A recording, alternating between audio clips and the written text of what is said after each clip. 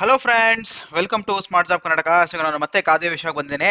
So ನಾನು ನಿನ್ನೆ ಖಾದಿ ಬಗ್ಗೆ ವಿಡಿಯೋಸ್ ಮಾಡೋಕ್ಕಾಗಲಿಲ್ಲ. ಸೊ ಅದಕ್ಕೆ ನಾನು ಇವತ್ತು ಖಾದಿ ಬಗ್ಗೆ ತಗೊಂಡು ಬಂದಿದ್ದೀನಿ. ಸೊ ಆಲ್ರೆಡಿ ಸಾಕಷ್ಟು ವಿಷಯಗಳನ್ನ ನಾವು ತಿಳ್ಕೊಂಡ್ಬಿಟ್ಟಿದ್ವಿ ಖಾದಿ ಬಗ್ಗೆ. ಸೊ ಎಲ್ಲ ಕೂಡ ಸಿಲೆಬಸ್ ಇರುವಂಥದ್ದೆಲ್ಲ ಕೂಡ ಕವರ್ ಮಾಡಿ ಕೊಟ್ಟಿದ್ದೀನಿ ಅಂತ ಹೇಳ್ಬೋದಾಗಿದೆ. ಸೊ ಪ್ರತಿಯೊಂದು ವಿಷಯದ ನೋಟ್ಸ್ ಕೂಡ ನಿಮ್ಮ ಹತ್ರ ಇದೆ ಈಗ ಅಂತ ಹೇಳ್ಬೋದಾಗಿದೆ. ಖಂಡಿತವಾಗ್ಲೂ ಅದರಿಂದ ಪಾಯಿಂಟ್ಸ್ ಮಾಡ್ಕೊಂಡು ಹೋದಿ ಅಂತ ಹೇಳ್ಬೋದಾಗಿದೆ. ಸೊ ಇವತ್ತು ನಾನು ಇನ್ನಷ್ಟು ಮಾಹಿತಿನ ತಗೊಂಡು ಬಂದಿದ್ದೀನಿ. ಸೊ ಇವತ್ತು ನಾನು ಯಾವ್ದ್ರ ಬಗ್ಗೆ ಮಾತಾಡ್ತೀನಿ ಅಂತಂದ್ರೆ ಗಾಂಧಿ ಮತ್ತು ಬೆಳಗಾವಿ.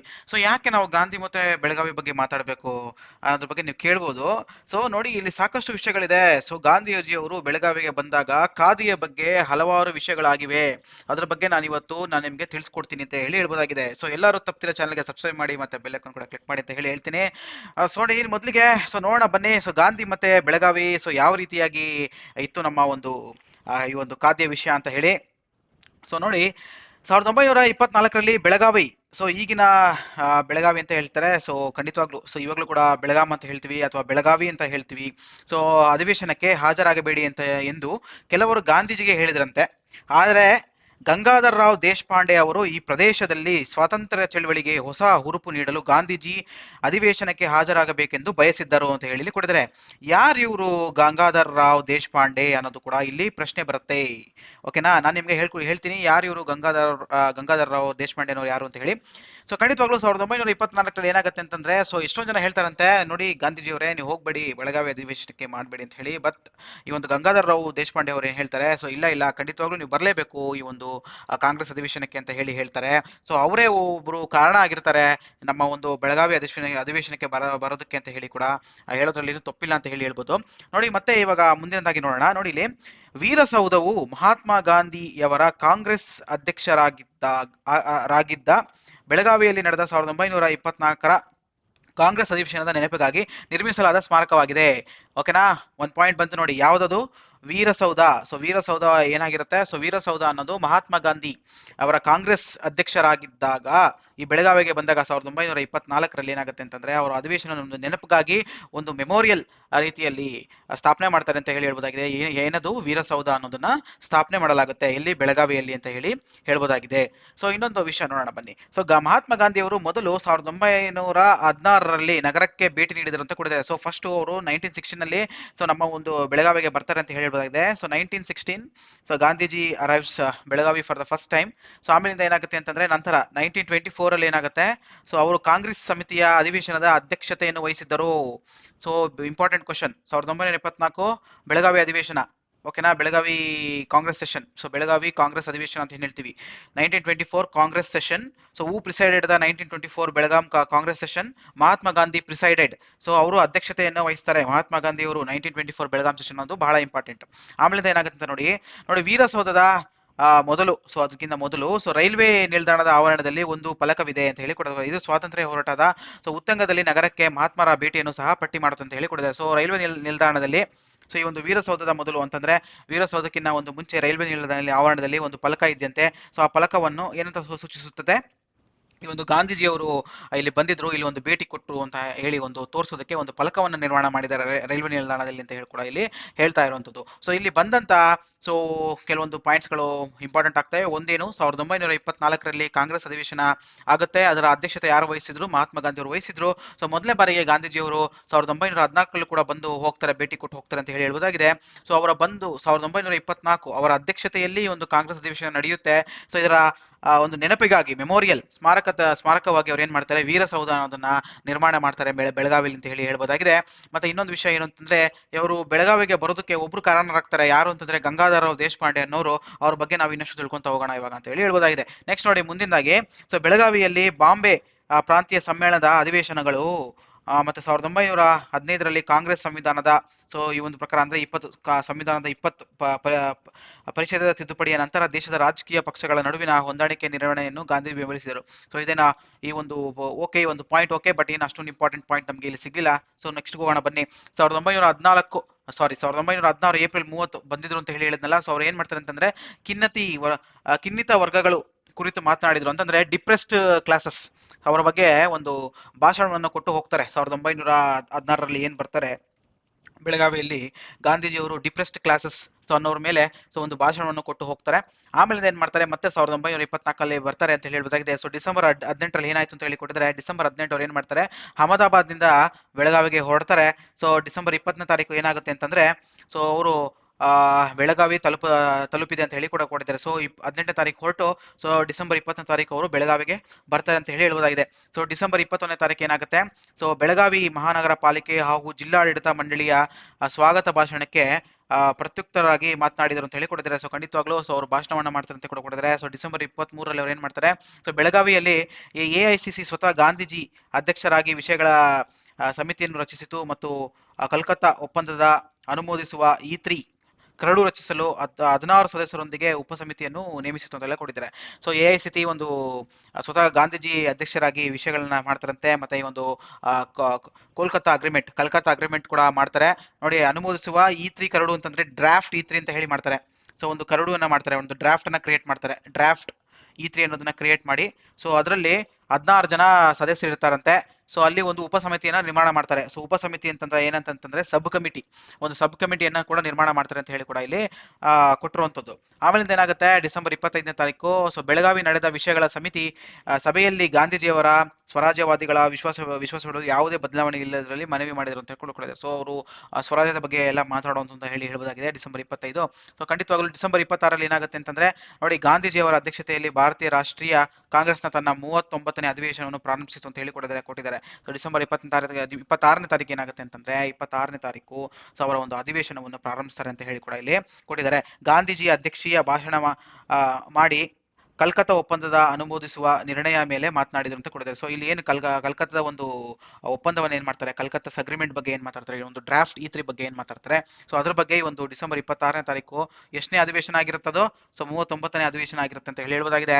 39th ಸೆಷನ್ ಅವ್ರು ಏನ್ ಮಾಡ್ತಾರೆ ಅಂದ್ರೆ ಪ್ರಾರಂಭಿಸ್ತಾರೆ ಅಂತ ಹೇಳಿ ಹೇಳ್ಬೋದಾಗಿದೆ. ಗಾಂಧೀಜಿಯವರು ಅಧ್ಯಕ್ಷೀಯ ಭಾಷಣ ಅಂತಂದ್ರೆ ಗಾಂಧೀಜಿ ಪ್ರಿಸೈಡೆಡ್ ಸ್ಪೀಚ್ ಅಂತ ಹೇಳಿ ಹೇಳ್ಬೋದಾಗಿದೆ. ಸೊ ಗಾಂಧೀಜಿ ಅಧ್ಯಕ್ಷೀಯ ಭಾಷಣ ಮಾತಾಡ್ತಾರೆ ಈ ಒಂದು ಕೋಲ್ಕತ್ತಾ ಒಪ್ಪಂದದ ಬಗ್ಗೆ ಅಂತ ಹೇಳಿ ಹೇಳ್ತಾರೆ.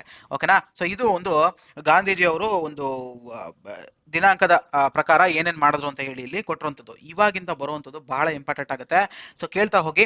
ಸೊ ನೋಡಿ, ಇವಾಗಿಂದ ಏನ್ ಬರುತ್ತೆ ಅಂತಂದ್ರೆ, ನೋಡಿ, 1937ರಲ್ಲಿ ಏನಾಗುತ್ತೆ, 1937ರಲ್ಲಿ ಸೊ ಗಾಂಧೀಜಿ ಬೆಳಗಾವಿಯಿಂದ 25 ಕಿಲೋಮೀಟರ್ ದೂರದ ಹುದಲಿ ಗ್ರಾಮ ಅಂತ ಹೇಳಿ ಹೇಳ್ತಾರೆ ಬೆಳಗಾಮಲ್ಲಿ. ಸೊ ಹುಡ್ಲಾ ಅಂತಾರೋ ಅಥವಾ ಹುಡ್ಲಿ ಅಂತಾರೋ. ಸೊ ಯಾಕಂತಂದ್ರೆ ನಾವು ಇಂಗ್ಲಿಷ್ ನಲ್ಲಿ HUDLI ಅಂತ ಹೇಳಿ ಹೇಳ್ತಾರೆ. ಸೊ ಇದು ಯಾವ ರೀತಿಯಾಗಿ ಕರೀತಾರೆ ಆ ಒಂದು ಪ್ರಾಂತ್ಯದ ಜನರು ಅಂತ ಹೇಳಿ ತಿಳ್ಕೊಬೇಕಾಗಿದೆ. ಹುದ್ಲಿ ಅಥವಾ ಹುಡ್ಲಿ ಯಾವನ್ ಬೇಕಾನ ಆಗಿರ್ಬೋದು. ಸೊ ಖಂಡಿತವಾಗ್ಲೂ ಇಂಗ್ಲಿಷ್ನಿಂದ ಕನ್ನಡದಲ್ಲಿ ಹೇಳೋದು ಬಹಳ ಕಷ್ಟ ಆಗ್ಬಿಡುತ್ತೆ. ನೋಡಿ, ಹುದ್ಲಿ ಅನ್ನೋ ಒಂದು ಗ್ರಾಮಕ್ಕೆ 1 ವಾರ ತಂಗಿರ್ತಾರೆ. ಓಕೆನಾ. ಗಾಂಧೀಜಿಯವರು ಏನ್ ಮಾಡ್ತಾರೆ, ಸೊ ಬೆಳಗಾವಿಯಿಂದ 25 ಕಿಲೋಮೀಟರ್ ದೂರದಲ್ಲಿರುವಂತ ಒಂದು ಹುದ್ಲಿ ಎಂಬ ಒಂದು ಗ್ರಾಮದಲ್ಲಿ 1937ರಲ್ಲಿ ಅವರು ಏನು ವಾಸವಾಗಿರ್ತಾರೆ ಅಂತ ಹೇಳ್ಬೋದಾಗಿದೆ. ಸೊ ಈ ಹುದ್ಲಿ ಒಂದು ಗ್ರಾಮ ಸೊ ಬಹಳನೇ ಇಂಪಾರ್ಟೆಂಟ್ ಆಗುತ್ತೆ. ಯಾಕೆ ಅಂತ ನಾನು ನಿಮ್ಗೆ ಇವಾಗ ಹೇಳ್ತಾ ಹೋಗ್ತೀನಿ. ನೋಡಿ, ಸರ್ದಾರ್ ವಲ್ಲಭಾಯ್ ಪಟೇಲ್, ಸರೋಜಿನಿ ನಾಯ್ಡು, ರಾಜೇಂದ್ರ ಪ್ರಸಾದ್, ಮತ್ತೆ ಖಾನ್ ಅಬ್ದುಲ್ ಗಫರ್ ಖಾನ್ ಮತ್ತು ಕಸ್ತೂರ್ಬಾ ಗಾಂಧಿ ಮುಂತಾದ ನಾಯಕರು ಕೂಡ 1937ರಲ್ಲಿ ಗಾಂಧಿಯವರೊಂದಿಗೆ ಸೊ ಹುಡ್ಲಿಗೆ ಬಂದರು. ಸೊ ನೋಡಿ, ಹಡ್ಲಿ ಅಂತ ಹೇಳಿ ಹೇಳ್ತಾರೆ. ನೋಡಿ, ಹಡ್ಲಿ ಅಂತ ಹೇಳ್ತಾರೆ ಅಥವಾ ಹುಡ್ಲಿ ಅಂತಾರೆ ಅಥವಾ ಹುದ್ಲಿ ಅಂತಾರೆ. ಸೊ ಇದು ಎಲ್ಲ ಪ್ರಕಾರದಲ್ಲೂ ಕೂಡ ಹೇಳ್ಬೋದಾಗಿದೆ. ಯಾಕಂತಂದ್ರೆ ಇದು ಇಂಗ್ಲಿಷ್ನಿಂದ ಕನ್ನಡಕ್ಕೆ ಯಾವ ರೀತಿಯಾಗಿ ತಗೊಳುತ್ತೆ ಅಂತ ಹೇಳಿ ಗೊತ್ತಿಲ್ಲ. ಸೊ ಖಂಡಿತವಾಗ್ಲೂ ಸೊ ಬೆಳಗಾವಿ ಕಡೆಯವರು ಯಾರನ್ನ ನೋಡ್ತೀರಾ, ಖಂಡಿತವಾಗ್ಲೂ ಈ ಒಂದು ಏನಾದರೂ ಸಣ್ಣ ಪುಟ್ಟ ಮಿಸ್ಟೇಕ್ ಆದ್ರೆ ದಯವಿಟ್ಟು ನೋಡ್ಕೊಳ್ಳಿ. ಸೊ ಇದು ಹುದ್ಲಿ ಗ್ರಾಮ ಅಂತ ನಾನು ಹೇಳ್ತೀನಿ. ಸೊ ಹುದ್ಲಿ ಅಂತ ನಾನು ಇವಾಗ ಎಲ್ಲದಕ್ಕೂ ಹೇಳಕ್ಕೆ ಹೇಳ್ತೀನಿ ಅಂತ ಹೇಳ್ಬೋದಾಗಿದೆ. ನೋಡಿ, ಹುದ್ಲಿ ಗ್ರಾಮ. ಓಕೆನಾ. 1937ರಲ್ಲಿ ಅಂತ ಹೇಳಿ ಹೇಳ್ಬೋದಾಗಿದೆ. ಸೊ ಇವ್ರ ಜೊತೆಗೆ ನೋಡಿ, ಇವರೆಲ್ಲ ನಾಯಕರುಗಳೆಲ್ಲ ಇರ್ತಾರೆ ಜೊತೆಗೆ ಅಂತ ಹೇಳಿ ಹೇಳ್ಬೋದಾಗಿದೆ. ಸೊ ನೆಕ್ಸ್ಟ್ ನೋಡಿ, ಮುಂದಿಂದಾಗಿ ಇನ್ನೊಂದು ಬರುವಂತ ಒಂದು ಇಂಪಾರ್ಟೆಂಟ್ ಪಾಯಿಂಟ್ ಏನು ಅಂತಂದ್ರೆ, ನೋಡಿ, ಗಾಂಧೀಜಿಯವರ ಸ್ವಾವಲಂಬನೆಯ ಸಿದ್ಧಾಂತಗಳಿಂದ ಪ್ರೇರಿತರಾದ ಹುಡ್ಲಿಯ ನಿವಾಸಿಗಳು ಖಾದಿ ಉದ್ಯಮವನ್ನು ಹೊಸ ಎತ್ತರಕ್ಕೆ ಕೊಂಡೊಯ್ದರು ಅಂತ ಹೇಳಿ ಕೊಟ್ಟಿದ್ದಾರೆ. ಸೊ ಯಾವ ರೀತಿಯಾಗಿ ಕೊಂಡೊಯ್ತಾರೆ ನೋಡೋಣ ಬನ್ನಿ. ಸ್ವತಂತ್ರ ಹೋರಾಟಗಾರ ಯಾರು, ಗಂಗಾಧರ್ ರಾವ್ ದೇಶಪಾಂಡೆ, ಕರ್ನಾಟಕ ಕೇಸರಿ ಅಂತ ಹೇಳಿ ಕರೀತಾರೆ ಅವ್ರನ್ನ. ಏನಂತ ಕರೀತಾರೆ, ಕರ್ನಾಟಕ ಕೇಸರಿ ಅಂತ ಕೂಡ ಕರೀತಾರೆ ಅವ್ರನ್ನ. ಗಂಗಾಧರ್ ರಾವ್ ದೇಶಪಾಂಡೆ ಅವ್ರನ್ನ ಕರ್ನಾಟಕ ಕೇಸರಿ ಅಂತ ಕೂಡ ಕರೀತಾರೆ. ನೋಡಿ, ಗಾಂಧೀಜಿಯನ್ನು ಹಡ್ಲಿಗೆ ಕರೆತಂದರು ಅಂತ ಕರೀತಾ ಇದ್ದಾರೆ. ನೋಡಿ, ಗಾಂಧೀಜಿಯವರನ್ನ ಈ ಹಡ್ಲಿಗೆ ಕರೆತಂದರು ಅಂತ ಹೇಳಿ ಕೂಡ ಇಲ್ಲಿ ಹೇಳ್ತಾ ಇರುವಂಥದ್ದು. ಅಂದ್ರೆ ನಾನು ಮುಂಚಿತವಾಗೇ ಹೇಳಿದ್ದೀನಿ. ಸೊ ಈ ಒಂದು ಬೆಳಗಾವಿಗೆ ಬರೋದಕ್ಕೆ ಒಂದು ಕಾರಣರಾಗಿರ್ತಾರೆ ಯಾರು, ಗಂಗಾಧರ ರಾವ್ ದೇಶಪಾಂಡೆ ಅವರು ಅಂತ ಹೇಳಿರುವುದಾಗಿದೆ. ನೋಡಿ, ಅವರು ಗ್ರಾಮವನ್ನು ಖಾದಿ ಗ್ರಾಮವನ್ನಾಗಿ ಮಾಡಿದ ನಂತರ ಇಲ್ಲಿ ಖಾದಿ ಉತ್ಪಾದನೆಯ ವೇಗವನ್ನು ಪಡೆದುಕೊಂಡಿತ್ತು. ನೋಡಿ, ಆ ಒಂದು ಹುದ್ಲಿ ಎಂಬ ಗ್ರಾಮದಲ್ಲಿ ಏನಾಗುತ್ತೆ ಅಂತಂದ್ರೆ, ಸೊ ಆ ಒಂದು ಹುದ್ಲಿ ಎಂಬ ಗ್ರಾಮದಲ್ಲಿ ಈ ಗಂಗಾಧರ್ ದೇಶಪಾಂಡೆ ಅವರು ಏನ್ ಮಾಡ್ತಾರೆ, ನಮ್ಮ ಒಂದು ಖಾದಿಯನ್ನ ಇನ್ನಷ್ಟು ಹೆಚ್ಚಿಗೆ ಪಡಿಸಬೇಕು ನಮ್ಮ ಒಂದು ಗ್ರಾಮದಲ್ಲಿ ಅನ್ನೋ ಉದ್ದೇಶದಿಂದ ಏನ್ ಮಾಡ್ತಾರೆ ಅಂತಂದ್ರೆ, ಸೊ ಗಾಂಧೀಜಿ ಅವ್ರನ್ನು ಕೂಡ ಕರ್ಸ್ಕೊಳ್ತಾರೆ. ಆ ಒಂದು ಅಧಿವೇಶನದ ಕೂಡ ಒಂದು ಕಾರಣ ಆಗಿರ್ಬೋದು, ಮತ್ತೆ ಈ ಒಂದು ಖಾದಿ ಒಂದು ನಿರ್ಮಾಣ ಮಾಡೋದಕ್ಕೂ ಕೂಡ ಒಂದು ಕಾರಣ ಆಗಿರುತ್ತೆ ಅಂತ ಹೇಳಿ ಹೇಳ್ಬೋದಾಗಿದೆ. ಓಕೆನಾ. ಆಮೇಲಿಂದ ಏನಾಗುತ್ತೆ ಅಂತಂದ್ರೆ, ನೋಡಿ, ಸುದ್ಲಾಲ್ ನಿಲ್ದಾಣದಲ್ಲಿ ಎತ್ತಿನ ಗಾಡಿಯನ್ನು ವ್ಯವಸ್ಥೆಗೊಳಿಸಲಾಯಿತು. ಆದ್ರೆ ಗಾಂಧೀಜಿಯವರು ನಿರಾಕರಿಸ್ತಾರೆ. ಬೇಡ, ನನಗೆ ಎತ್ತಿನ ಗಾಡಿ, ನಾವು ನಡ್ಕೊಂಡೇ ಹೋಗೋಣ ಅಂತ ಹೇಳಿ ಹೇಳ್ತಾರೆ. ಸೊ ಆ ಒಂದು ಆ, ಆ, ಸುದ್ಲಾಲ್ನಿಂದ ಸೊ ಹುದ್ಲಿವರೆಗೆ, ಸೊ ಸುದ್ಲಾಲ್ ಅಂತ ಹೇಳಿ ಒಂದು ಆ, ಸೊ ಸುದ್ಲಾಲ್ನಿಂದ ಸೊ ಹುದ್ಲಿವರೆಗೆ ತಮ್ಮ ಅನುಯಾಯಿಗಳೊಂದಿಗೆ ಸೊ ಎಲ್ಲಾ ರೀತಿಯಲ್ಲಿ ನಡೆದ್ರು ಅಂತ ಹೇಳಿ ಕೂಡ ಕೊಡುತ್ತೆ. ಸೊ ಎತ್ತಿನ ಗಾಡಿ ಮೂಲಕ ಹೋಗ್ದಿರಾ ಸೊ ಅವ್ರು ಏನ್ ಮಾಡ್ತಾರೆ ಅಂತಂದ್ರೆ, ಸೊ ಖಂಡಿತವಾಗ್ಲೂ ಅವರು ಹುದ್ಲಿ ಎಂಬ ಗ್ರಾಮಕ್ಕೆ ಸೊ ನಡ್ಕೊಂಡು ಬರ್ತಾರೆ ಅಂತ ಆಲ್ರೆಡಿ ಇಲ್ಲಿ ಹೇಳಿದೀನಿ. ನೋಡಿ, ಈ ಒಂದು ಗಾಂಧೀಜಿ ಅವರು ಏನ್ ಮಾಡ್ತಾರೆ, 25 ಕಿಲೋಮೀಟರ್ ದೂರದಲ್ಲಿರುವ ಒಂದು ಹುದ್ಲಿ ಗ್ರಾಮಕ್ಕೆ ಒಂದು ವಾರ ತಂಗಿದ್ರು ಅಂತ ಹೇಳಿಕೊಡಿದ್ದೀನಿ. ಸೊ ಆ ಒಂದು ಏನಿದೆ, ಆ ಒಂದು ನಿಲ್ದಾಣದಿಂದ ಅವ್ರು ಏನ್ ಮಾಡ್ತಾರೆ ಅಂತಂದ್ರೆ, ಯಾವುದೇ ಎತ್ತಿನ ಗಾಡಿ ಬೇಡ ನನಗೆ ಅನ್ನೋದು ಅಂತ ಹೇಳಿ, ಸೊ ಖಂಡಿತವಾಗ್ಲೂ ಅದನ್ನ ನಿರಾಕರಿಸಿ ಅವ್ರು ಏನ್ ಮಾಡ್ತಾರೆ ಅಂತಂದ್ರೆ, ಸೊ ಎತ್ತಿನ ಗಾಡಿ ವ್ಯವಸ್ಥೆ ಗೊಳಿಸಲಾಯಿತು. ಬಟ್ ಅವ್ರು ಏನ್ ಮಾಡ್ತಾರೆ, ಗಾಂಧೀಜಿಯವರು ನಿರಾಕರಿಸಿದರು ಮತ್ತು ಸುದ್ಲಾಲ್ನಿಂದ ಸೊ ಹುದ್ಲಿವರೆಗೆ ತಮ್ಮ ಅನುಯಾಯಿಗಳೊಂದಿಗೆ ಎಲ್ಲ ರೀತಿಯಲ್ಲಿ ನಡೆದಿರುತ್ತೆ. ಸೊ ಎಲ್ಲ ನಡ್ಕೊಂಡು ಹೋಗೋದು ಅಂತ ಹೇಳಿ ಕೂಡ ಎಲ್ಲ ಹೇಳಿರುವಂಥದ್ದು. ಸೊ ಖಂಡಿತವಾಗ್ಲೂ ಅವ್ರು ನಡ್ಕೊಂಡು ಬರ್ತಾರೆ ಅಂತ ಹೇಳಿ ಇಲ್ಲೊಂದು ಪಾಯಿಂಟ್. ನೆಕ್ಸ್ಟ್ ಇನ್ನೊಂದು ಪಾಯಿಂಟ್ ಏನಂದ್ರೆ, ಖಾದಿ ಗ್ರಾಮೋದ್ಯೋಗ ಉತ್ಪಾದನೆ ಸಂಘ. ನೋಡಿ, ಬಹಳ ಇಂಪಾರ್ಟೆಂಟ್. 1954ರಲ್ಲಿ ಹುದ್ಲಿಯಲ್ಲಿ ಸ್ಥಾಪಿಸಲಾಯಿತು. ಬಹಳ ಇಂಪಾರ್ಟೆಂಟ್. ಸೊ ಎಲ್ಲಿ, ಯಾವಾಗ ಇದು, ಸೊ ಇಂಗ್ಲಿಷ್ ನಲ್ಲಿ ಇದೇನಂತ ಹೇಳ್ತಾರೆ ಅಂತಂದ್ರೆ, ತೋರಿಸ್ತೀನಿ ರೀ. ಸೊ ನೋಡಿ, ಖಾದಿ ಗ್ರಾಮೋದ್ಯೋಗ ಉತ್ಪಾದಕ ಸಂಘ KGUS ವಾಸ್ ಎಸ್ಟಾಬ್ಲಿಷ್ಡ್ ಇನ್ ಹುದ್ಲಿ ಇನ್ 1954 ಅಂತ ಹೇಳಿ ಹೇಳ್ತಾ ಇದ್ದಾರೆ. ಸೊ ಖಂಡಿತವಾಗ್ಲೂ ಇದೊಂದು ಪಾಯಿಂಟ್ ನೀವು ಮಾರ್ಕ್ ಮಾಡ್ಕೋಬೇಕಾಗತ್ತೆ. ಮಾರ್ಕ್ ಮಾಡ್ಕೊಂಬಿಡಿ ಒಂದು ಪಾಯಿಂಟ್ ಅಂತ ಹೇಳಿ ಹೇಳ್ಬೋದಾಗಿದೆ. ಸೊ ಅದನ್ನೇ ಅವರು ಇಲ್ಲಿ ಕೊಟ್ಟಿರೋದು, ಖಾದಿ ಗ್ರಾಮೋದ್ಯೋಗ ಉತ್ಪಾದನಾ ಸಂಘ. ಸೊ 1954ರಲ್ಲಿ ಹುದ್ಲಿ ಎಂಬ ಸ್ಥಳದಲ್ಲಿ ಸ್ಥಾಪಿಸಲಾಯಿತು ಅಂತ ಹೇಳಿ ಹೇಳ್ಬೋದಾಗಿದೆ. ಆಮೇಲೆ ಏನಾಗುತ್ತೆ, 1927ರಲ್ಲಿ ಗಾಂಧಿವಾದಿ ಗಂಗಾಧರ ರಾವ್ ದೇಶಪಾಂಡೆ ಅವರು ಹುದ್ಲಿ ಸಮೀಪ ಕುಮಾರಿ ಆಶ್ರಮದಲ್ಲಿ ಖಾದಿ ಘಟಕವನ್ನು ಪ್ರಾರಂಭಿಸಿದರು. ಸೊ ಎಲ್ಲಿ ಅವರು ಖಾದಿ ಘಟಕವನ್ನು ಪ್ರಾರಂಭಿಸ್ತಾರೆ, ಅವರು ಈ ಒಂದು ಹುದ್ಲಿ ಗ್ರಾಮಕ್ಕೆ ನಮ್ಮ ಗಾಂಧೀಜಿಯನ್ನು ಕರ್ಕೊಂಡ್ ಬರೋದಕ್ಕೆ ಮೇನ್ ಉದ್ದೇಶ ಏನಾಗಿರುತ್ತೆ ಅಂತಂದ್ರೆ, ಒಂದು ಖಾದಿಯನ್ನ ಒಂದು ಗ್ರಾಮದಲ್ಲಿ ಬೆಳೆಸಬೇಕು ಅನ್ನೋದು. ಸೊ ಖಂಡಿತವಾಗ್ಲೂ ಆ ಒಂದು ನಿಟ್ಟಿನಲ್ಲೇ ಅವ್ರು ಏನ್ ಮಾಡ್ತಾರೆ ನೋಡಿ, ಇವೆಲ್ಲಾನು ಕೂಡ ಆಗುವಂಥದ್ದು ಅಂತ ಹೇಳಿ ಹೇಳ್ಬೋದಾಗಿದೆ. ನೋಡಿ, 1954ರಲ್ಲಿ ಅವರು ಖಾದಿ ಗ್ರಾಮೋದ್ಯೋಗ ಉತ್ಪಾದನಾ ಸಂಘವನ್ನು ನಿರ್ಮಿಸ್ತಾರೆ. ಅಲ್ಲಿ 1954ರಲ್ಲಿ ಮತ್ತೆ ಅವರು ಹಿಂದಿನ ಕತೆಗೆ ಹೋಗಿರುವಂಥದ್ದು. ಓಕೆನಾ. 1927ಕ್ಕೆ ಹೋಗಿರುವಂಥದ್ದು. ಅವರು 1924ರ ಒಂದು ಸಮಯದಲ್ಲಿ ಏನಾಗಿರುತ್ತೆ, ಸೊ ಗಾಂಧೀಜಿ ಅವರು ಬೆಳಗಾವಿ. ಸೊ ಇವಾಗ ಮತ್ತೆ ನಾವು 1927ರಲ್ಲೇ ಇದ್ದೀವಿ, ಗಾಂಧೀಜಿ ಅವರು ಇರುವಂತ ಒಂದು ಸಮಯದಲ್ಲೇ ಇದ್ದೀವಿ ನಾವು. ಸೊ ಆಮೇಲಿಂದ ಅವರು ಖಾದಿ ಗ್ರಾಮೋದ್ಯೋಗ ಉತ್ಪಾದನಾ ಸಂಘವನ್ನು ನಿರ್ಮಿಸುವಂಥದ್ದು. ಓಕೆನಾ.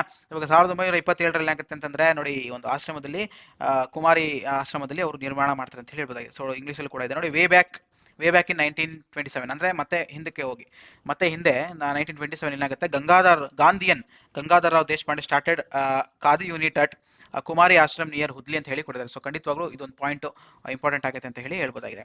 ಓಕೆನಾ, ಖಾದಿ ಮಾಡುವಂಥದ್ದು. ಆಮೇಲಿಂದ ಏನಾಗುತ್ತೆ, ಇನ್ನೊಂದು ಇಂಪಾರ್ಟೆಂಟ್ ಪಾಯಿಂಟ್ ಹೇಳ್ತೀನಿ ಬನ್ನಿ. ಏನು ಅಂತಂದ್ರೆ, ಇದು ಕರ್ನಾಟಕದ ಮೊದಲ ಖಾದಿ ಘಟಕವಾಗಿತ್ತು. ಬಹಳ important. This is the first khadi unit in Karnataka. So ಯಾವುದು ಮೊದಲನೇ ಖಾದಿ ಯೂನಿಟ್ ಆಗಿರುತ್ತೆ, ಕುಮಾರಿ ಆಶ್ರಮದಲ್ಲಿ ನಿರ್ಮಿಸಿದ ಗಂಗಾಧರ ರಾವ್ ದೇಶಪಾಂಡೆ ಅವರು ಒಂದು ಖಾದಿ ಒಂದು ನಿರ್ಮಾಣ ಮಾಡ್ತಾರೆ ಹುದ್ಲಿ ಎಂಬ ಗ್ರಾಮದಲ್ಲಿ. ಸೊ ಅದೇನಾಗಿರುತ್ತೆ, ಇದೊಂದು ಮೊದಲ this was the first khadi unit ಇನ್ ಕರ್ನಾಟಕ ಅನ್ನೋದು ಬಹಳನೇ ಇಂಪಾರ್ಟೆಂಟ್ ಆಗುತ್ತೆ ಅಂತ ಹೇಳಿ ಹೇಳ್ಬೋದಾಗಿದೆ. ಬಹಳ ಇಂಪಾರ್ಟೆಂಟ್, ಮಾರ್ಕ್ ಮಾಡ್ಕೊಂಬಿಡಿ. ಆಮೇಲೆ ಏನಾಗುತ್ತೆ ನೋಡಿ, ದೇಶಪಾಂಡೆ ಅವರಿಗೆ ಕರ್ನಾಟಕ ಖಾದಿ ಭಾಗೀರಥ ಅಂತ ಹೇಳಿ ಕರೀತಾರೆ. ಸೊ ಕರ್ನಾಟಕ ಖಾದಿ ಭಾಗೀರಥ ಅನ್ನೋದನ್ನ ಯಾರಂತ ಕರೀತಾರೆ, ಗಾಂಧಿವಾದಿ ಗಂಗಾಧರ ರಾವ್ ದೇಶಪಾಂಡೆ ಅವ್ರನ್ನ ಕರ್ನಾಟಕ ಖಾದಿ ಭಾಗೀರಥ ಅಂತ ಹೇಳಿ ಕರೀತಾರೆ. ನಾನು ಅದನ್ನು ಇಂಗ್ಲಿಷಲ್ಲಿ ಕೂಡ ತೋರಿಸ್ತೇನೆ ನೋಡಿ, ಖಾದಿ ಭಾಗೀರಥ ಆಫ್ ಕರ್ನಾಟಕ ಅಂತ ಯಾರನ್ನ ಕರೀತಾರೆ, ಸೊ ಗಂಗಾಧರ ರಾವ್ ದೇಶಪಾಂಡೆ ಅವ್ರನ್ನ ಸೊ ಖಾದಿ ಭಾಗೀರಥ ಆಫ್ ಕರ್ನಾಟಕ ಅಂತ ಹೇಳಿ ಇಲ್ಲಿ ಕರೆಯುವಂಥದ್ದು. ಬಹಳ ಇಂಪಾರ್ಟೆಂಟ್. ಎಂಬ ಬಿರುದು ನೀಡಲಾಯಿತು ಅಂತ ಹೇಳಿ ಕೊಟ್ಟಿದ್ದಾರೆ. ಆಮೇಲೆ ಏನಾಗುತ್ತೆ ನೋಡಿ, ದೇಶಪಾಂಡೆ ಅವರು ಹಳ್ಳಿಗೆ ತೆರಳಿ ಖಾದಿ ಆಂದೋಲನದ ಬಗ್ಗೆ ಜಾಗೃತಿ ಮೂಡಿಸಿರು ಅಂತ ಹೇಳಿ ಕೊಟ್ಟಿದ್ದಾರೆ. ಖಂಡಿತವಾಗ್ಲು ಸೊ ಈ ಕೆಲಸವನ್ನು ನಂತರ ಯಾರು ಮಾಡ್ತಾರೆ, ಸೊ ಪುಂಡಲೀಕಜಿ ಕಟಗಡಿಯವರು ಅಂತ ಹೇಳಿ ಕೊಟ್ಟಿದ್ದಾರೆ. ಖಂಡಿತವಾಗ್ಲು ಪುಂಡಲಿಕ ಕಟಗಡಿ ಅವರು ನೋಡಿ, ಪುಂಡಲಿಕಜಿ ಕಟಗಡೆ ಅಂತ ಹೇಳ್ತಿರೋ ಅಥವಾ ಕಟಗಡಿ ಅಂತ ಹೇಳ್ತಿರೋ, ಸೊ ನೋಡಿ ಖಂಡಿತವಾಗ್ಲು ಸೊ ಪುಂಡಲಿಕಜಿ ಕಟಗಡಿ ಅವರು. ಸೊ ಆಮೇಲಿಂದ ಈ ಒಂದು ಗಂಗಾಧರ ದೇಶಪಾಂಡೆ ಆದ್ಮೇಲೆ ಇದನ್ನ ಯಾರು ಮುಂದುವರಿಸ್ಕೊಂಡು ಹೋಗ್ತಾರೆ ಅಂತಂದ್ರೆ ಈ ಒಂದು ಪುಂಡಲಿಕಜಿ ಕಟಗಡೆ ಅವರು ಮುಂದುವರ್ಸ್ಕೊಂಡು ಹೋಗ್ತಾರೆ ಅಂತ ಹೇಳಿ ಇಲ್ಲಿ ಕೊಟ್ಟಿರುವಂತದ್ದು. ಮತ್ತೆ ಈ ಒಂದು ಗಂಗಾಧರ ದೇಶಪಾಂಡೆ ಅವ್ರ ಬಗ್ಗೆ ನಾನು ಇನ್ನಷ್ಟು ಪಾಯಿಂಟ್ಸ್ ಗಳನ್ನ ತಗೊಬಂದಿದ್ದೀನಿ. ನೋಡಿ ಇಲ್ಲಿ ಕರ್ನಾಟಕದ ಸಿಂಹ ಅಂತ ಹೇಳಿ ಕರೀತಾರಂತೆ. ಕರ್ನಾಟಕದ ಸಿಂಹ, ಕರ್ನಾಟಕದ ಕಾದಿ ಭಗೀರಥ ಎಂದು ಕರೆಯಲ್ಪಡುವ ಗಂಗಾಧರ ರಾವ್ ಬಾಲಕೃಷ್ಣ ದೇಶಪಾಂಡೆ ಅವರು ಒಬ್ಬ ಭಾರತೀಯ ಕಾರ್ಯಕರ್ತರಾಗಿದ್ದರು. ಅವರು ಬೆಳಗಾವಿಯಿಂದ ಬ್ರಿಟಿಷ್ ಶಾಹಿ ಆಳ್ವಿಕೆಯ ವಿರುದ್ಧ ಭಾರತದ ಸ್ವತಂತ್ರ ಚಳವಳಿಯ ನಾಯಕರಾಗಿದ್ದರು ಮತ್ತು ಲೋಕಮಾನ್ಯ ತಿಲಕರು ಮತ್ತೆ ಮಹಾತ್ಮ ಗಾಂಧಿ ಅವರ ಬಲಗೈ ಬಂಟರಾಗಿರೋಂತ ಕೂಡ ಕೊಟ್ಟಿದ್ದಾರೆ. ಸೊ ಉತ್ತರಾಧಿಕಾರಿಯಾಗಿ ಕೆಲಸ ನಿರ್ವಹಿಸಿದ್ರು ಅಂತ ಹೇಳಿ ಕೊಟ್ಟಿದ್ದಾರೆ. ಅಂದ್ರೆ ರೈಟ್ ಹ್ಯಾಂಡ್ ರೀತಿಯಲ್ಲಿ ಇದ್ದಂಥದ್ದು. ಸೊ ಬಹಳನೇ ಇವರು ಸ್ವತಂತ್ರ ಚಳವಳಿಗೆ ಸೊ ಏನು ಅವ್ರದೇ ಆದಂತ ಒಂದು ರೀತಿಯಲ್ಲಿ ಕಾಂಟ್ರಿಬ್ಯೂಟ್ ಮಾಡಿದ್ದಾರೆ ಅಂತ ಹೇಳಿ ಇಲ್ಲಿ ಹೇಳ್ತಾ ಇರುವಂತದ್ದು. ಸೊ ಖಂಡಿತವಾಗ್ಲೂ ಇಲ್ಲಿ ಬರುವಂತ important point, lion of Karnataka ಅಂತ ಯಾರನ್ನ ಕರೀತಾರೆ? ಗಂಗಾಧರ ದೇಶಪಾಂಡೆ. ಖಾದಿ ಭಗೀರಥ ಅಂತ ಹೇಳಿ ಯಾರನ್ನ ಕರೀತಾರೆ? ಇವ್ರು ಗಂಗಾಧರ ದೇಶಪಾಂಡೆ. ಕರ್ನಾಟಕ ಕೇಸರಿ ಅಂತ ಯಾರನ್ನ ಕರೀತಾರೆ? ಗಂಗಾಧರ ದೇಶಪಾಂಡೆ ಅವ್ರನ್ನ ಕರೀತಾರೆ. ಸೊ ಇವರೊಬ್ರು ಇಂಡಿಯನ್ ಆಕ್ಟಿವಿಟಿಸ್ಟ್ ಆಗಿರ್ತಾರೆ. So leader of Indian independence movement ಆಗಿರ್ತಾರೆ ಅಂತ ಹೇಳಿ ಹೇಳ್ಬೋದಾಗಿದೆ. ಸೊ ಅವರು ಏನ್ ಮಾಡ್ತಾರೆ? ಫಸ್ಟ್ ಖಾದಿ ಯೂನಿಟ್ ಅನ್ನು ನಿರ್ಮಿಸ್ತಾರೆ ಅಂತ ಹೇಳಿ ಹೇಳ್ಬೋದಾಗಿದೆ. ಸೊ ಖಂಡಿತವಾಗ್ಲೂ ಯಾವಾಗ ಖಾದಿ ಗ್ರಾಮೋದ್ಯೋಗ ಉತ್ಪಾದಕ ಸಂಘ ನಿರ್ಮಿಸ್ತಾರೆ? 1954. ಸೊ ಅದು ಹುದ್ಲಿ ಎಂಬ ಒಂದು ಗ್ರಾಮದಲ್ಲಿ ಬೆಳಗಾವಿಯಲ್ಲಿ ನಿರ್ಮಿಸ್ತಾರೆ ಅಂತ ಹೇಳಿ ಹೇಳ್ಬೋದಾಗಿದೆ. ನೋಡಿ ಖಾದಿ ಬಗ್ಗೆ ಹೇಗೆ ಹೋಯ್ತು. ಈ ಒಂದು ಗಾಂಧಿ ಅವರು ನಮ್ಮ ಬೆಳಗಾವಿಗೆ ಬಂದಿದ್ದೆ ಸೊ ಈ ಒಂದು ಖಾದಿ ಒಂದು ಮೊದಲ ಹೆಜ್ಜೆ ಅಂತ ಹೇಳ್ಬೋದು. ಖಾದಿಗೆ ಒಂದು ಮೊದಲ ಹೆಜ್ಜೆ ಆಗಿದೆ ಅಂತ ಹೇಳಿ ಹೇಳ್ಬೋದಾಗಿದೆ. ಸೊ ನೆಕ್ಸ್ಟ್ ನೋಡೋಣ. ಸೊ ನೆಕ್ಸ್ಟ್ ಮುಂದಿಂದಾಗೆ ಸೊ ಹುಡ್ಲಿ ಗ್ರಾಮದ ಬಗ್ಗೆ ನಾನು ಇನ್ನಷ್ಟು ವಿಷಯಗಳನ್ನ ನಾನು ನಿಮ್ಗೆ ತಿಳಿಸ್ತಾ ಹೋಗ್ತೀನಿ ನೋಡಿ. ಈಗ ಸೊ ಈ ಒಂದು ಹುದ್ಲಿಯ ಖಾದಿ ಘಟಕ ಅನೇಕರ ಬದುಕನ್ನು ಬದಲಾಯಿಸುತ್ತಾ ಹೇಳಿಕೊಡ್ತಾರೆ ಖಂಡಿತವಾಗ್ಲು. ಸೊ ಗ್ರಾಮವು ತನ್ನ ಖಾದಿ ಉದ್ಯಮದ ಮೂಲಕ ಗಾಂಧಿಯವರ ಸ್ವಾವಲಂಬನೆಯ ಕನಸನ್ನು ಜೀವಂತವಾಗಿರುತ್ತದೆ. ನಾನು ಆಲ್ರೆಡಿ ಹೇಳಿದ್ದೀನಿ, ಖಾದಿ ಅನ್ನೋದು ಏನಾಗಿರುತ್ತೆ ಗಾಂಧೀಜಿಯವರ ಪ್ರಕಾರ library of freedom. Library of freedom ಅಂತಂದ್ರೆ ಸ್ವತಂತ್ರದ ಜೀವನ. ಸ್ವತಂತ್ರ ಜೀವನ ಅಂತ ಅಂದ್ರು ನಮ್ದೇ ಒಂದು ನಮ್ಮ ಕಾಲ ಮೇಲೆ ನಾವು ನಿಂತ್ಕೊಂಡು ಮಾಡೋದು, ಯಾವ್ದ್ರ ಮೇಲೂ ನಾವು ಅವಲಂಬಿತರಾಗಿದೆ ನಮ್ಮ ಒಂದು ಸ್ವಂತಿಕೆಯಲ್ಲಿ ಮಾಡ್ಕೊಂಡು ಹೋಗೋದು ಕೂಡ ನಾನು ಆಲ್ರೆಡಿ ಹೇಳ್ಬಿಡ್ತೀನಿ. ಸೊ ಗಾಂಧೀಜಿಯವರ ಅದೊಂದು ಕನಸಾಗಿತ್ತು. ಓಕೆನಾ, ಕನಸಾಗಿತ್ತು. ಆ ಒಂದು ಕನಸಿಗೆ ಒಂದು ಏನು ಒಂದು ಮೊದಲ ಹೆಜ್ಜೆ ರೀತಿಯಾಗಿ ಕೊಟ್ಟಿದ್ದು ಏನು ಈ ಒಂದು ಹುದ್ಲಿ ಗ್ರಾಮ ಅಂತ ಹೇಳಿ ಹೇಳ್ಬೋದಾಗಿದೆ. ಮತ್ತೆ ಬನ್ನಿ ಇನ್ನೊಂದು ಇಂಪಾರ್ಟೆಂಟ್ ಪಾಯಿಂಟ್ ಗಳನ್ನ ನಿಮ್ಗೆ ಹೇಳ್ತಾ ಹೋಗ್ತೀನಿ.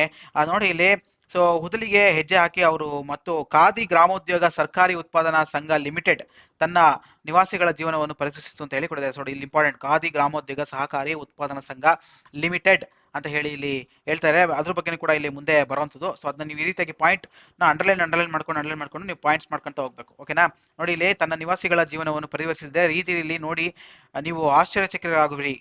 ಸ್ವತಂತ್ರ ಚಳುವಳಿಯ ಸಂದರ್ಭದಲ್ಲಿ ಚರಕ ಅಥವಾ ನೂಲುವ ಚಕ್ರ ಸ್ವಾವಲಂಬನೆಯ ಸಂಕೇತವಾಗಿತ್ತು. ಮಹಾತ್ಮ ಗಾಂಧಿಯವರ ನೂಲುವ ಮಹತ್ವವನ್ನು ತಿಳಿದಿದ್ದಾರೆ ಮತ್ತು ಜನರನ್ನು ಒಗ್ಗೂಡಿಸುವ ಸಾಧನವಾಗಿ ಬಳಸಿದರು ಅಂತ ನಾನು ಆಲ್ರೆಡಿ ಹೇಳಿದ್ದೀನಿ. ಸೊ ಖಾದಿ ಬಗ್ಗೆ ಹೇಳುವಾಗಲೇ ಸೊ ಖಾದಿ ಅಂದ್ರೆ ಏನಾಗಿತ್ತು ಗಾಂಧೀಜಿಯವರ ಪ್ರಕಾರ ಅಂತಂದ್ರೆ ಎಲ್ಲರನ್ನು ಒಟ್ಟುಗೂಡಿಸೋದು, ಮೇಲು ಕೀಳು ಅನ್ನೋದನ್ನೆಲ್ಲ ಕಡಿಮೆ ಮಾಡುವಂಥದ್ದು, ಈ ರೀತಿಯಾಗಿ ಎಲ್ಲ ಕೂಡ ಬಂದಿರುವಂಥದ್ದು. ಆಲ್ರೆಡಿ ನಾನು ಮಹಾತ್ಮ ಗಾಂಧಿ, ಖಾದಿ ಅಂಡ್ ಮಹಾತ್ಮ ಗಾಂಧಿ ಅನ್ನೋದ್ರ ಬಗ್ಗೆ ಹೇಳಬೇಕಾದ್ರೆ ಇದೆಲ್ಲ ಹೇಳಿದ್ದೀನಿ. ಖಂಡಿತವಾಗ್ಲೂ ಮತ್ತೆ ಅದೇ ಪಾಯಿಂಟ್ಸ್ಗಳು ಇಲ್ಲಿ ಬರುವಂಥದ್ದು ಅಂತ ಹೇಳಿ ಹೇಳ್ಬೋದಾಗಿದೆ. ನೆಕ್ಸ್ಟ್, ಸ್ವತಂತ್ರ ಪೂರ್ವದಲ್ಲಿ ಖಾದಿ ಘಟಕಗಳ ಮೂಲಕ ಸ್ವಾವಲಂಬನೆಯ ಮಂತ್ರವನ್ನು ಪರಿಹರಿಸಲು ದೇಶದಲ್ಲಿ 6 ಆಶ್ರಮಗಳನ್ನು ಆರಂಭಿಸಲಾಯಿತು. ಓಕೆನಾ. ನೋಡಿ ಈ ಒಂದು ಖಾದಿನ ನಾವು ಮೇಲಕ್ಕೆ ತರಬೇಕು ಅಂತಂದ್ರೆ ಗಾಂಧೀಜಿಯವರು ಇದ್ದಂತ ಒಂದು ಆಶ್ರಮ ಸಾಕಾಗೋದಿಲ್ಲ. ಅದಕ್ಕೆ ಅವ್ರು ಏನ್ ಮಾಡ್ತಾರೆ ಅಂತಂದ್ರೆ ಸೊ ಇದೇ ರೀತಿಯಾಗಿ ದೇಶದಲ್ಲಿ 6 ಆಶ್ರಮಗಳನ್ನ ಆರಂಭಿಸ್ತಾರಂತೆ. ಸೊ ಖಂಡಿತವಾಗ್ಲು 6 ಆಶ್ರಮಗಳು. ಅದರಲ್ಲಿ ಈ ಒಂದು ಆಶ್ರಮ ಕೂಡ ಒಂದು ಬೆಳಗಾವಿಯಲ್ಲಿ. ಯಾವ ಆಶ್ರಮದಲ್ಲಿ ಮಾಡ್ತಾರೆ? ಕುಮಾರಿ ಆಶ್ರಮ. ನೆನ್ಪಿಡ್ಬೇಕು, ಇವೆಲ್ಲ ನೆನ್ಪಿಡ್ಬೇಕು, ಮಾರ್ಕ್ ಮಾಡ್ಕೊಂಬಿಡಿ. ಕುಮಾರಿ ಆಶ್ರಮದಲ್ಲಿ ಏನ್ ಮಾಡ್ತಾರೆ? ಸೊ ಇದನ್ನ ಒಂದು ನಿರ್ಮಾಣ ಮಾಡುವಂಥದ್ದು. ಓಕೆನಾ. ನೆಕ್ಸ್ಟ್ 1927ರಲ್ಲಿ ಏನಾಗುತ್ತೆ, ಗಾಂಧಿವಾದಿ ಗಂಗಾಧರ ದೇಶಪಾಂಡೆ ಅವರು ಸೊ ಹುದ್ಲಿ ಸಮೀಪ ಕುಮಾರಿ ಆಶ್ರಮದಲ್ಲಿ ಖಾದಿ ಘಟಕವನ್ನು ಪ್ರಾರಂಭಿಸಿದರು. ಇದು ಕರ್ನಾಟಕದ ಮೊದಲ ಖಾದಿ ಘಟಕವಾಗಿತ್ತು. ದೇಶಪಾಂಡೆ ಅವರಿಗೆ ಕರ್ನಾಟಕ ಖಾದಿ ಭಗೀರಥ ಎಂಬ ಬಿರುದು ನೀಡಲಾಯಿತು. ದೇಶಪಾಂಡೆ ಅವರು ಹಳ್ಳಿಗೆ ತೆರಳಿ ಖಾದಿ ಆಂದೋಲನದ ಬಗ್ಗೆ ಜಾಗೃತಿ ಮೂಡಿಸಿದರು. ಮತ್ತೆ ಈ ಒಂದು ಹುಡ್ಲಿ ಗ್ರಾಮ ಅಂತ ಈ ಒಂದು ವಿಷಯ ತಗೊಂಡಾಗ ಸೊ ಇವೆಲ್ಲನೂ ಕೂಡ ಮತ್ತೆ ಬರುವಂಥದ್ದು ಅಂತ ಹೇಳಿ ಹೇಳ್ಬೋದಾಗಿದೆ. ನೋಡಿ ಇದೆಲ್ಲ ಇಂಪಾರ್ಟೆಂಟ್ ಪಾಯಿಂಟ್ಗಳು ನೀವು ಮಾರ್ಕ್ ಮಾಡ್ಕೊಂತ ಹೋಗ್ಬೇಕು ಅಂತ ಹೇಳಿ ಹೇಳ್ಬೋದಾಗಿದೆ. ನೋಡಿ ಈ ಕೆಲಸವನ್ನು ನಂತರ ಪುಂಡ್ಲಿಕ್ಜಿ ಕಟಕಡೆ ಅವರು ಮುಂದುವರಿಸಿದರು ಖಂಡಿತವಾಗ್ಲು. ಮತ್ತೆ ಖಾದಿ ಮತ್ತು ಗ್ರಾಮೋದ್ಯೋಗ ಸಹಕಾರಿ ಉತ್ಪಾದನಾ ಸಂಘ ಲಿಮಿಟೆಡ್ ಅನ್ನು ಮಾರ್ಚ್ 29, 1954ರಲ್ಲಿ ಸ್ಥಾಪಿಸಲಾಯಿತು. ಹೇಳಿ ಯಾವಾಗ ಮಾರ್ಕ್ ಮಾಡ್ಕೊಂಬಿಡಿ. ಖಾದಿ ಮತ್ತು ಗ್ರಾಮೋದ್ಯೋಗ ಸಹಕಾರಿ ಉತ್ಪಾದನಾ ಸಂಘ ಲಿಮಿಟೆಡ್ ಅಂತ ಹೇಳಿ ಹೇಳ್ತಾರೆ. ಸೊ ಅದನ್ನ ಕೂಡ ನಾನು ಇಂಗ್ಲೀಷಲ್ಲೂ ಕೂಡ ನಾನು ನಿಮಗೆ ಒಂದ್ಸರಿ ತೋರಿಸ್ಬಿಡ್ತೀನಿ. ಸೊ ಖಂಡಿತವಾಗ್ಲೂ ಅದನ್ನ ಕೂಡ ನೋಡ್ಕೊಳ್ಳಿ. ಸೊ ಖಾದಿ ಅಂಡ್ ಗ್ರಾಮೋದ್ಯೋಗ ಸಹಕಾರಿ ಉತ್ಪಾದಕ್ ಸಂಘ್ ಲಿಮಿಟೆಡ್ ಅಂತ ಹೇಳಿ ಶುರು ಮಾಡ್ತಾರೆ. ಸೊ KGUS ಅಂತ ಹೇಳಿ ಹೇಳ್ತಾರೆ 1954 ಅಂತ ಹೇಳಿ ಹೇಳ್ಬೋದಾಗಿದೆ. ಅದೇ ಇಲ್ಲಿ ಮೇಲೆ ಹೇಳಿದ್ನಲ್ಲ ಸೇಮ್ ಅದೇ ಇಲ್ಲಿ ಇರುವಂತದ್ದು ಖಾದಿ ಗ್ರಾಮೋದ್ಯೋಗ ಉತ್ಪಾದಕ ಸಂಘವನ್ನ ಅವರು 1954ರಲ್ಲಿ ನಿರ್ಮಿಸ್ತಾರೆ ಅಂತ ಹೇಳಿ ಕೂಡ ಬಹಳನೇ ಇಂಪಾರ್ಟೆಂಟ್ ಆಗುತ್ತೆ. ಸೊ ಈ ರೀತಿಯಂತ ಪಾಯಿಂಟ್ಸ್ಗಳನ್ನ ನೀವು ಮಾರ್ಕ್ ಮಾಡ್ಕೊಂಡು ಓದಬೇಕು ಅಂತ ಹೇಳಿ ಹೇಳ್ತೀನಿ. ಸೊ ನೆಕ್ಸ್ಟ್ ಮುಂದಿನದಾಗ ನೋಡೋಣ. ಸೊ ಹುದ್ಲಿ ಮತ್ತು ಸುತ್ತಮುತ್ತಲಿನ ಜನರಿಗೆ ಉದ್ಯೋಗಾವಕಾಶಗಳು ಒದಗಿಸುತ್ತದೆ. ಸ್ವಾತಂತ್ರ್ಯದ ನಂತರ ಖಾದಿಯನ್ನು ನಿಧಾನವಾಗಿ ಮರೆಯಲಾಯಿತು ಅಂತ ಹೇಳಿ ಕೂಡ ಕೊಡ್ತಾ ಇದ್ದಾರೆ. ಸೊ ಖಂಡಿತವಾಗ್ಲೂ ಸ್ವಾತಂತ್ರ್ಯದ ನಂತರ ಖಾದಿಯನ್ನು ನಿಧಾನವಾಗಿ ಎಲ್ಲ ಮರೆಯೋದಕ್ಕೆ ಶುರು ಮಾಡ್ತಾರೆ. ಪಾಲಿಸ್ಟರ್ ಮತ್ತು ಇತರೆ ಬಟ್ಟೆಗಳಿಂದ ತೀವ್ರ ಪೈಪೋಟಿ ಇತ್ತು ಅಂತ ಕೂಡ ಕೊಡ್ತಾ ಇದ್ದಾರೆ.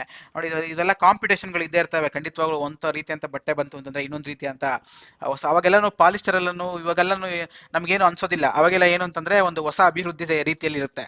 ಈ ಒಂದು ಖಾದಿ ಇರುತ್ತೆ, ಅದ್ರ ಜೊತೆಗೆ ಒಂದು ಪಾಲಿಸ್ಟರ್ ಬಟ್ಟೆ ಬಂತಂತಂದ್ರೆ ಅದೊಂದು ಹೊಸ ರೀತಿಯಂತ ಅಭಿವೃದ್ಧಿ. ಪಾಲಿಸ್ಟರ್ ಬಟ್ಟೆಗಳು ಒಂದು ಸ್ವಲ್ಪ ಸಿಲ್ಕಿ ರೀತಿಯಲ್ಲಿ ಶೈನಿ ರೀತಿಯಲ್ಲಿ ಇರುತ್ತೆ, ಕೆಲವು ಜನಗಳಿಗೆ ಅದು ಆಕರ್ಷಣೆ ಆಗಿರುತ್ತೆ. ಸೊ ಅದೊಂದು ರೀತಿಯಂತ ಒಂದು ಕಾಂಪಿಟೇಟಿವ್ ರೀತಿಯಂತ ವಸ್ತುಗಳು ಅಂತ ಹೇಳಿ ಹೇಳ್ಬೋದಾಗಿದೆ. ಈ ರೀತಿಯಾಗಿ ಪೈಪೋಟಿಗಳು ಇದ್ದೇ ಇರ್ತವೆ. ಖಂಡಿತವಾಗ್ಲೂ ಒಂದು ಉತ್ಪನ್ನಗಳು ಬಂತು ಅಂತಂದ್ರೆ ಇನ್ನೊಂದು ಉತ್ಪನ್ನಗಳು ಪೈಪೋಟಿಗೆ ಬರುವಂಥದ್ದು ಸಾಮಾನ್ಯ ಅದು. ನೆಕ್ಸ್ಟ್ ಆಮೇಲಿಂದ ಏನಾಯ್ತು, ಆದರೆ ಬದಲಾಗುತ್ತಿರುವ ಕಾಲದೊಂದಿಗೆ ಹೊಸ ತಂತ್ರಜ್ಞಾನವು ಖಾದಿಯ ಈ ಅಂತಾರಾಷ್ಟ್ರೀಯ ಮಟ್ಟದಲ್ಲಿ ಇತರೆ ಬಟ್ಟೆಗಳೊಂದಿಗೆ ಸ್ಪರ್ಧಿಸಬೇಕೆಂದು ಖಚಿತಪಡಿಸಿತು ಅಂತ ಹೇಳಿ ಎಲ್ಲ ಮಾಡಿ ಆಮೇಲಿಂದ ಏನಾಗುತ್ತೆ ಅಂತಂದ್ರೆ ಈ ಒಂದು KVIC ಎಲ್ಲ ನಿರ್ಮಾಣ ಆಗುವಂಥದ್ದು. ನೋಡಿ ಖಾದಿ ಮತ್ತು ಗ್ರಾಮೋದ್ಯೋಗ ಆಯೋಗವನ್ನು KVIC ಸ್ಥಾಪಿಸಿದ ನಂತರ ಅಂತ ಹೇಳಿ ಕೊಡ್ತಾರೆ. ಸೊ ಆಮೇಲಿಂದ ಏನಾಗುತ್ತೆ, ಇದನ್ನ ಇನ್ನಷ್ಟು ಕೂಡ ನಾವು ಮೇಲಕ್ಕೆ ತರಬೇಕು ಅಂತ ಹೇಳಿ KVIC ಆಲ್ ಇಂಡಿಯಾ ಖಾದಿ ಗ್ರಾಮೋದ್ಯೋಗ ಎಲ್ಲ ಶುರು ಮಾಡುವಂಥದ್ದು, KVIC ಕಮಿಷನ್ ಶುರುವಾಗುವಂಥದ್ದು ಎಲ್ಲ ಕೂಡ ಆಮೇಲಿಂದ ಬರುವಂಥದ್ದು. KVIC ಬಗ್ಗೆ ಎಲ್ಲ ಓದಕ್ಕೆ ಎಲ್ಲ ಓದಿದ್ದೀರಾ ನೀವು, ಅದೆಲ್ಲ ಗೊತ್ತಿದೆ. ಆಮೇಲಿಂದ ಅವೆಲ್ಲ ಬರುವಂಥದ್ದು ಅಂತ ಹೇಳಿ ಹೇಳ್ಬೋದಾಗಿದೆ. ಸೊ ಆಮೇಲಿಂದ ಏನಾಗುತ್ತೆ, ನೋಡಿ ಇಲ್ಲೊಂದು ಪಾಯಿಂಟ್ ಕೊಡ್ತಾರೆ. 500 ರೂಪಾಯಿಗಳ ಅತ್ಯಲ್ಪ ಹೂಡಿಕೆಯಿಂದ ಸೊಸೈಟಿಯ ಮೌಲ್ಯ ಈಗ ಕೋಟಿಗಟ್ಟಲೆ ಬೆಳೆದಿದೆ. ಸೊ 500 ರೂಪಾಯಿಂದ ಶುರು ಮಾಡಿದಂತೆ ನೋಡಿ, 500 ರೂಪಾಯಿಂದ ಶುರು ಮಾಡಿದಂಥ ಈ ಒಂದು ಸೊಸೈಟಿ ಏನಾಗಿದೆ ಈಗ, ಸೊ ಈ ಒಂದು ಕೋಟಿಗಟ್ಟಲೆ ಬೆಳೆದಿದೆ ಅಂತ ಹೇಳಿ ಕೂಡ ಇಲ್ಲಿ ಕೊಡ್ತಾ ಇರುವಂಥದ್ದು. ಓಕೆನಾ. ನೆಕ್ಸ್ಟ್ ಗಾಂಧೀಜಿಯವರ ಭೇಟಿ ಹುದಲಿಗೆ 1937ರಲ್ಲಿ ಗಾಂಧಿಯವರ ಭೇಟಿಯೊಂದಿಗೆ ಸಂಬಂಧಿಸಿದೆ ಅಂತ ಹೇಳಿ ಕೊಡ್ತಾ ಇದ್ದಾರೆ. ಖಂಡಿತವಾಗ್ಲೂ ಸೊ ಕರ್ನಾಟಕ ಕೇಸರಿ ಎಂದು ಕರೆಯಲ್ಪಡುವ ಗಂಗಾಧರ್ ರಾವ್ ದೇಶಪಾಂಡೆ ಅವರು ಗಾಂಧಿ ಸೇವಾ ಸಮ್ಮೇಳನದ ಅಂಗವಾಗಿ ಗಾಂಧಿಯನ್ನು ಆಹ್ವಾನಿಸಿದರು. ಖಂಡಿತವಾಗ್ಲೂ ಗಾಂಧಿ ಹುದಲಿ 7 ದಿನ ತಂಗಿದ್ದರು. ಸೊ ನಾವು ಅವರನ್ನು ಬರಮಾಡಿಕೊಳ್ಳಲು ಸುದ್ಲಾಲ್ ರೈಲು ನಿಲ್ದಾಣಕ್ಕೆ ಹೋದೆವು. ಸೊ ಅವರನ್ನು ಆಲ್ರೆಡಿ ಹೇಳಿದ್ದೀನಿ, ಸುದ್ಲಾಲ್ ರೈಲು ನಿಲ್ದಾಣಕ್ಕೆ ಹೋಗ್ತಾರೆ. ಅಲ್ಲಿ ಬಂಡಿಗಳನ್ನ ತಯಾರು ಮಾಡ್ತಾರೆ. ಬಟ್ ಗಾಂಧೀಜಿಯವರು ಅದಕ್ಕೆ ಒಪ್ಕೊಳ್ಳೋದಿಲ್ಲ. ಸೊ ನಾವು ಕಾಲ್ನಡಿಗೆಯಲ್ಲೇ ಬರ್ತೀವಿ ಅಂತ ಹೇಳಿ ನಡ್ಕೊಂಡು ಬರ್ತಾರೆ. ಸೊ ಈ ರೀತಿಯಾಗೆಲ್ಲ ಆಗುವಂಥದ್ದು. ಸೊ ಆಮೇಲಿಂದ ಏನಾಗುತ್ತೆ, ಸೊ ಕುಮಾರಿ ಆಶ್ರಮಕ್ಕೆ ಎತ್ತಿನ ಗಾಡಿಗಳನ್ನು ನೋಡಿ ಮೆರವಣಿಗೆಯಲ್ಲಿ ಕರೆದೊಯ್ಯಲು ವ್ಯವಸ್ಥೆ ಮಾಡಿದೆವು, ಆದರೆ ಗಾಂಧಿ ನಿರಾಕರಿಸಿರು ಅಂತ ಹೇಳಿ ಕೊಡ್ತಾ ಇದ್ದಾರೆ. ಸೊ ಖಂಡಿತವಾಗ್ಲೂ ಇವೆಲ್ಲನೂ ನೀವು ನೋಡ್ಕೊಳ್ಳಿ. ಆಮೇಲಿಂದ ಏನಿರುತ್ತೆ, ಕೇವಲ 16 ವಯಸ್ಸಿನವರಾಗಿದ್ರು ಅಂತ ಕೂಡ ಕೊಡ್ತಾ ಇದ್ದಾರೆ ಅವರು. ನೋಡಿ ಇನ್ನೊಂದು ಇಂಪಾರ್ಟೆಂಟ್ ವಿಷಯ ಇಲ್ಲಿ ಇದೆ. ನೋಡಿ ಇಲ್ಲಿ ಇನ್ನೊಂದು ಇಂಪಾರ್ಟೆಂಟ್ ವಿಷಯ. ಸೊ ಸೊಸೈಟಿಯ ಅಧ್ಯಕ್ಷ ಗಾಂಧಿವಾದಿ ಗಂಗಪ್ಪ ಮುದ್ದಪ್ಪ ಮಾಳಗಿ ನೆನಪಿಸಿಕೊಳ್ಳುತ್ತಾರೆ ಅಂತ ಹೇಳಿ ಕೊಡ್ತಾರೆ. ಸೊ ನೋಡಿ ಈ ರೀತಿಯಾದ ಪಾಯಿಂಟ್ಸ್ಗಳು, ಯಾರು ಸೊಸೈಟಿ ಅಧ್ಯಕ್ಷ ಆಗಿರ್ತಾರೆ, ಗಂಗಾವಾದಿ ಗಂಗಪ್ಪ ಮುದ್ದಪ್ಪ ಮಾಳಗಿ. ಸೊ ಅವರು ಆಗ ಕೇವಲ 16 ವರ್ಷದವರು ಆಗಿದ್ರಂತೆ. ಸೊ ಅವರು ಒಂದು ನೆನಪಿಸ್ಕೊಳ್ತಾ ಇರೋಂಥ ಇದು ವಿಷಯ ಅಂತ ಹೇಳಿ ಹೇಳ್ಬೋದಾಗಿದೆ. ಓಕೆನಾ, ಅವರು ನೆನಪಿಸ್ಕೊಳ್ತಾ ಇರೋಂಥ ಒಂದು ವಿಷಯ. ಓಕೆನಾ. ಸೊ ಈ ರೀತಿಯಾಗಿ ಸೊ ಬೆಳಗಾವಿ ಮತ್ತೆ ಖಾದಿ ಬಗ್ಗೆ ಇರುವಂಥದ್ದು. ಸೊ ಆಮೇಲಿಂದ ನೋಡಿ ಈ ಒಂದು 1000 ಕಾರ್ಮಿಕರ ಸೊಸೈಟಿ ಆಗಿದೆ ಅಂತ ಹೇಳ್ತಾ ಇದ್ದಾರೆ. ಸೊ ಪಶ್ಚಿಮ ಬಂಗಾಳ ಈ ರೀತಿಯಾಗಿ ಯಾವ ರೀತಿಯಾಗಿ ಅವರು ಬೆಳವಣಿಗೆನ ಮಾಡ್ಕೊಂಡು ಹೋದ್ರು ಈ ಒಂದು ಖಾದಿ ಅನ್ನೋದ್ರ ಬಗ್ಗೆ ಎಲ್ಲ ಕೂಡ ನೋಡಿ ಇಲ್ಲಿ ಸ್ಟೋರಿ ಇದೆ. ಆಮೇಲಿಂದ ನೋಡಿ ಅವರಿಗೆ ರಾಜ್ಯೋತ್ಸವ ಪ್ರಶಸ್ತಿ ಕೂಡ ಇಲ್ಲಿ ಬರ್ತಾ ಇರುವಂಥದ್ದು. ನೋಡಿ ಖಾದಿ ಘಟಕದ ಕೊಡುಗೆಯಲ್ಲಿ ಗುರುತಿಸಿದ ರಾಜ್ಯ ಸರ್ಕಾರವು ಸಂಘದ ಗಂಗಪ್ಪ ಮುದ್ದಪ್ಪ ಮಾಳಿಗೆ ಅವರಿಗೆ ಕಳೆದ ವರ್ಷ ಪ್ರತಿಷ್ಠಿತ ರಾಜ್ಯೋತ್ಸವ ಪ್ರಶಸ್ತಿಯನ್ನು ನೀಡಿ ಗೌರವಿಸಲಾಯಿತು ಅಂತ ಹೇಳಿ ಕೊಡ್ತಾ ಇದೆ. ಸೊ ಖಂಡಿತವಾಗ್ಲೂ ಈ ಗಂಗಪ್ಪ ಮುದ್ದಪ್ಪ ಮಾಳಿಗೆ, ಸೊ ಅವರು ಯಾರು ಅನ್ನೋದ್ರ ಬಗ್ಗೆ ನೀವು ಇನ್ನಷ್ಟು ತಿಳ್ಕೊಬೇಕು. ಓಕೆನಾ, ಅವ್ರು ಯಾವ ವರ್ಷದಲ್ಲಿ ಅವರಿಗೆ ಈ ಒಂದು ರಾಜ್ಯೋತ್ಸವ ಪ್ರಶಸ್ತಿಯನ್ನು ಕೊಟ್ಟು ಗೌರವಿಸಿರೋದು ಕೂಡ ಬಹಳ ಇಂಪಾರ್ಟೆಂಟ್ ಆಗುತ್ತೆ. ಸೊ ಖಂಡಿತವಾಗ್ಲೂ ನೋಡ್ಕೊಳ್ಳಿ. ಸೊ ಅದನ್ನ ನೋಡಿ ಈ ಒಂದು ಸ್ಟೋರಿಯಲ್ಲಿ ಬರ್ಬೋದು, ನೀವು ಓದ್ಕೊಳ್ಳಿ ಅಂತ ಹೇಳಿ ಹೇಳ್ಬೋದಾಗಿದೆ. ಸೊ ಫ್ರೆಂಡ್ಸ್, ಇವು ಎರಡು ಇಂಗ್ಲಿಷ್ ಮತ್ತೆ ಕನ್ನಡ 2 ನೋಟ್ಸನ್ನು ಕೂಡ ನಾನು ಡೌನ್ಲೋಡ್ಗೆ ಕೊಟ್ಟಿದ್ದೀನಿ, ಡಿಸ್ಕ್ರಿಪ್ಷನ್ ಬಾಕ್ಸ್ನಲ್ಲಿ ಇದೆ. ಸೊ ನೀವೇನು ಮಾಡಬೇಕು ಅಂತಂದ್ರೆ, ಸೊ ಇವಾಗ ನಾನು ನಿಮಗೆ ಆದಷ್ಟು ಇದರಲ್ಲಿ ಇರುವಂಥ ವಿಷಯಗಳನ್ನ ಹೇಳ್ತೀನಿ. ಇನ್ನಷ್ಟು ಹೇಳ್ತಾ ಹೋದ್ರೆ ತುಂಬ ಜಾಸ್ತಿ ಹೊತ್ತಾಗ್ಬಿಡುತ್ತೆ ಪಾಠ ಮಾಡೋದು. ಸೊ ಖಂಡಿತವಾಗ್ಲೂ ತುಂಬ ಹೊತ್ತು ಕೇಳೋಕ್ಕಾಗೋದಿಲ್ಲ.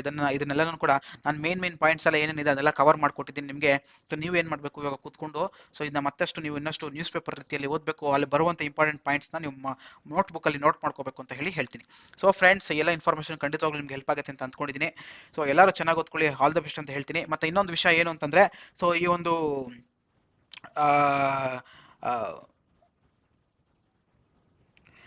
ಇನ್ನೊಂದು ವಿಷಯ ಏನಂತಂದ್ರೆ ಈ KKGSS ಅಧ್ಯಕ್ಷರು ಪಾಟೀಲ್ ಪುಟ್ಟಪ್ಪ ಅಂತ ಹೇಳಿದೆ. ಸೊ ಅವರು ರೀಸೆಂಟ್ ಆಗಿ ಅವರು ನಿಧನರಾಗಿದ್ದಾರೆ. ಸೊ ಈಗ ಯಾರು ಪ್ರೆಸೆಂಟ್ ಚೇರ್ಮನ್ ಅನ್ನೋದನ್ನ ನೀವು ಒಂದ್ಸರಿ ನೋಡ್ಕೊಂಬಿಡಿ. ಸುಮ್ಮನೆ ಹೊಡಿರಿ KKGS ಪ್ರೆಸೆಂಟ್ ಚೇರ್ಮನ್ ಅಂತ ಹೇಳಿ ಖಂಡಿತವಾಗ್ಲೂ ಬರುತ್ತೆ. ಮತ್ತೆ KKGS ಸೆಕ್ರೆಟರಿ ಮಹಾಪತಿ ಅಂತ ಹೇಳಿ ಇಂಪಾರ್ಟೆಂಟ್ ವಿಷಯ ಆಗುತ್ತೆ. ಸೊ ಖಂಡಿತವಾಗ್ಲೂ ಈ ಒಂದು ನಮ್ಮ ಕರ್ನಾಟಕ ಖಾದಿ ಬೋರ್ಡ್ ಸೆಕ್ರೆಟರಿ ಯಾರು ಅನ್ನೋದು ಕೂಡ ನೀವು ಅವ್ರದೇ ಅಂತ ವೆಬ್ಸೈಟ್ ಅಲ್ಲಿ ನಿಮಗೆ ಸಿಗುತ್ತೆ. ಓಕೆನಾ. ನಾನು CEO ಹೇಳಿದ್ದೀನಿ, ಮತ್ತೆ ಈ ಒಂದು ಪ್ರೆಸಿಡೆಂಟ್ ಹೇಳಿದ್ದೀನಿ ಯಾರು ಕರ್ನಾಟಕ ಖಾದಿ ಬೋರ್ಡ್ಗೆ ಅಂತ ಹೇಳಿ. ಸೆಕ್ರೆಟರಿ ಯಾರು ಅಂತ ಹೇಳಿ ಒಂದ್ಸರಿ ನೋಡ್ಕೊಂಬಿಡಿ. ಮತ್ತೆ ಈ ಒಂದು KKGS ಪ್ರೆಸಿಡೆಂಟು ಅವರು ರೀಸೆಂಟ್ ಆಗಿ, ಸೊ ಇನ್ನೂ 1 ವರ್ಷ ಕೂಡ ಆಗಿಲ್ಲ, ಸೊ ಅವ್ರು ಹೋಗಿ ಅಂತ ಹೇಳಿರ್ಬೋದಾಗಿದೆ. ಸೊ ಖಂಡಿತವಾಗ್ಲೂ ನೀವು ಅದನ್ನ ನೋಡ್ಕೊಂಬಿಡಿ. ಸೊ ಯಾರು ಈ ಒಂದು ಪಾಟೀಲ್ ಪುಟ್ಟಪ್ಪನವರು ಅಲ್ಲದೆ ಬೇರೆಯವರು ಅಂತ ಹೇಳಿ. ಅದೊಂದು ಸ್ಮಾಲ್ ಮಿಸ್ಟೇಕ್ಸ್ ನೋಡಿ, ಈ ರೀತಿ ಅಂತ ಒಂದು ಸ್ಮಾಲ್ ಮಿಸ್ಟೇಕ್ಸ್ಗಳು ಇರ್ತವೆ. ಸೊ ಖಂಡಿತವಾಗ್ಲೂ ಅದೆಲ್ಲ ಕರೆಂಟ್ ಅಫೇರ್ಸ್ ರೀತಿಯಲ್ಲಿ ಇರುತ್ತೆ. ಸೊ ಖಂಡಿತವಾಗ್ಲೂ ಆ ರೀತಿಯಂತ ವಿಷಯಗಳನ್ನ ನೀವು ಒಂದ್ಸರಿ ಗೂಗಲ್ ಮಾಡಿ ನೋಡ್ಕೊಂಬಿಡಿ ಅಂತ ಹೇಳಿ ಹೇಳ್ಬೋದಾಗಿದೆ. ಓಕೆನಾ. ಸೊ ಖಂಡಿತವಾಗ್ಲೂ ಸೊ ಈ ನೋಟ್ಸ್ಗಳನ್ನ ಡೌನ್ಲೋಡ್ ಮಾಡ್ಕೊಂಡು ಓದ್ಕೊಂತಾರೆ. ಸೊ ಆಲ್ ದ ಬೆಸ್ಟ್ ಅಂತ ಹೇಳ್ತೀನಿ. ಸೊ ಎಲ್ರಿಗೂ ಒಳ್ಳೇದಾಗಲಿ. Thank you very much. Bye.